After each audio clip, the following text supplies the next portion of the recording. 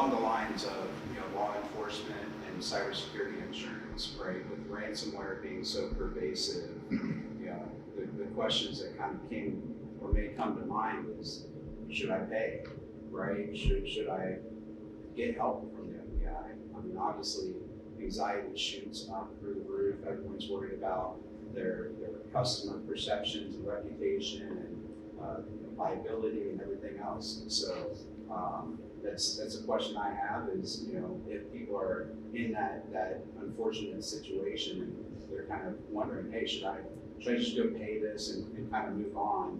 What are the ramifications of that from the law enforcement's perspective as well as the cyber insurance perspective? Thanks, guys. Okay, so the question is, where do you start at? Okay, here's some of the cases I've seen. First of all, the FBI is fantastic. They will never disclose their clients. It's not going to happen in the public domain. Nobody's ever going to see it. Okay, it's completely confidential communication between you and them. I can promise that.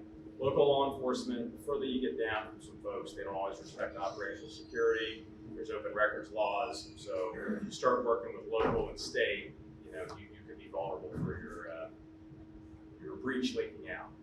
All right, so do I report it or don't I report it? It's a great question. Do you want to, when you report it, there's embarrassment that comes with it. Some people don't want to be embarrassed. They think, I'm just going to eat it, I'm going to pay it, I'm going to be done with it. Some people want to tell law enforcement, but they do fear embarrassment. The first question is this confidential? That's a great question to ask. So, from my standpoint, you always ask for help. You've got great people here.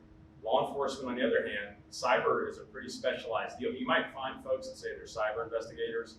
Okay, does that just mean we're going through looking for like bad pictures on hard drives and things like that? Or are we talking complicated network intrusions?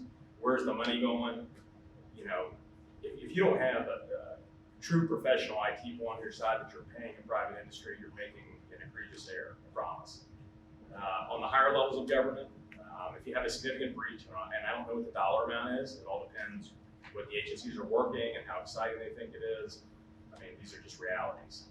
You might not get the attention you think you're getting. You might go a month without somebody calling you back and you get frustrated because the investigator never calls you back, but you call them 40 times. You really need people on staff. You really need to pay people to help you out with it. That's my message. So I hope everyone in this room has cyber insurance coverage, because I think that this would be a good tool in a ransomware situation. The insurance companies that we work with have a lot of experience dealing with ransomware events. And typically they can tell up front whether or not a ransomware bad actor is a trustworthy bad actor or not trustworthy bad actor. Meaning, if you pay the ransom, are you going to get access to your system back? And the insurance companies have handled thousands and thousands of breaches, and they know how to handle these type of situations. They bring in experts from the outside to triage, to really find out what has been accessed, all that kind of stuff. So I would say work with your insurance company first and foremost. They have breach response teams that are able to step in right away and to help in those situations. One trend that I would say is insurance companies are looking at where the money is going. From a regulatory standpoint, there are restricted countries where money cannot flow. So like Iraq or Afghanistan or Russia or China, if those restricted countries, and these are nation state attacks, the federal government in certain situations will not be discouraged the payment of these ransoms, and the insurance companies may or may not reimburse you for those ransoms. So that's something to really keep in mind when those situations do come up. But maybe we can talk about cyber resiliency and how we can have you best prepared so that you're not paying a ransom because you have the proper procedures in place, the backups to get back up and running without actually paying the ransom. Yeah, a couple of things I'll add. Hopefully you don't pay the ransom. My strong recommendation to you is do everything possible, even at your own pain and turmoil, to not pay the ransom. Right? That's the goal.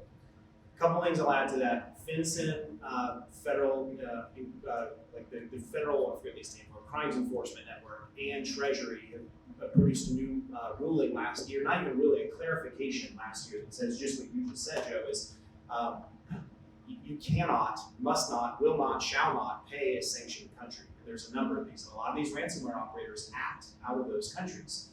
It is illegal to do so. So it's a big deal that you don't pay the ransom yourself. I will tell you that. If it comes to the point where your legal counsel is advising to pay or whatever happens, and again, hear me, please don't pay the ransom. But if you come to the point where you have to, do not do it yourself. You must work with your cyber insurance carriers, you must work with legal counsel, you must work with the advice of law enforcement to go through those situations. You cannot pay it yourself. It's very, very dangerous for you to do that. Just because of all of the legal complications that exist in that, that should not be your call. And make sure that you have a conversation with your insurance carrier to understand, should we have a breach or even a suspected breach?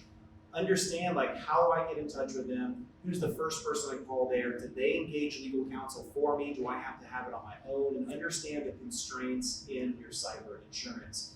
So you game plan that, you understand. Because the last thing you want to do is have some kind of incident that happens, and then you have to go through that nightmare scenario of, I can't claim, I don't have enough to claim, or my claim goes above what I need. Those are horrible situations, and you can resolve those by having a conversation with your insurance carrier.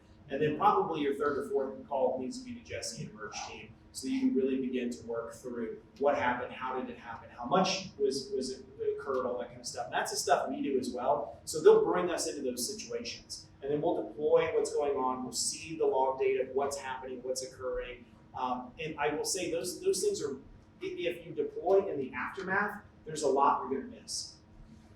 If you already have a lot of, going back to resilience, we have a lot of those controls from the beginning. I'm trying to see you folks over there too, sorry, I don't mean to leave you out. Then it gives you so much better ability to know what happened, how it happened, when it happened. And you talk about all the new state disclosure laws that are now in place, where you have to disclose to your customers, your partners, all that kind of stuff. Ohio has one, I know. I'm sure, I do know Kentucky has one. That complicates things. And so those are things where you have to have technology in place to have the forensic data to be able to know what's happened in those situations. So just some things to think about. Those things all come through when you sort of like tabletop test. Let's pretend a breach happened right now. What would we do? Well, we would do this, we would do this, we would do this. Those are the kind of things your organization should do to be prepared.